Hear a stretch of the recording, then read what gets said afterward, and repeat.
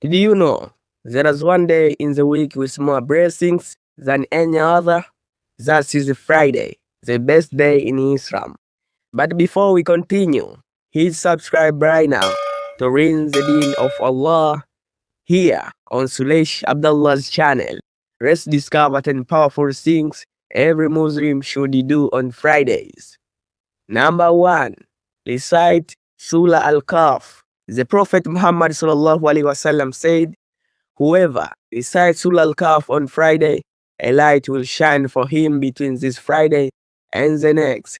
Hadith reported by Al-Hakim. May Allah praise thee with him. Number 2.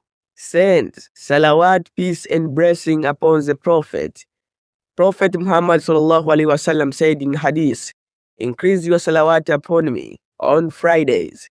Hadith reported by Abu Dawood. Say, Allahumma salli ala Sayyidina Muhammad wa ala ali Sayyidina Muhammad wa barik wa sallim. You get me? Okay, let's go. Number 3. Perform Ghusl, full bath. It is Sunnah to take a bath before attending Jumu'ah prayer, a symbol of cleanliness and respect. Number 4. Wear clean and good clothes. Dress well. Apply perfume for men and not for women, and appear presentable for the congregational prayer. Number 5. Go early to the mosque. The earlier you arrive, the greater you reward. Angels record the names of those who come early to the masjid. Number 6. Listen to the khutbah silently.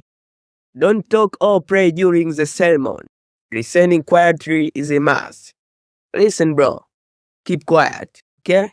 Number 7. Pray the Jumu'ah Salah in congregation. This is obligatory for adult men. Don't miss it. Please, and please. Okay? Number 8. Make dua. There is a special hour. There is a moment on Friday when every dua is accepted. Many scholars believe that it is just before Maghrib. Okay? Do it. Make a dua before Maghrib. You will get success. Number 9. Engage in zikr and istighfar. Repeat Subhanallah, Alhamdulillah, La ilaha illallah, Astaghfirullah. Cleanse your heart, please. Okay? You will get success and may Allah grant you Jannat Firdaus. This is coming. Remember that. Number 10. Practice good manners and repentance. Be kind, avoid sin, seek forgiveness, and reconnect with Allah sincerely.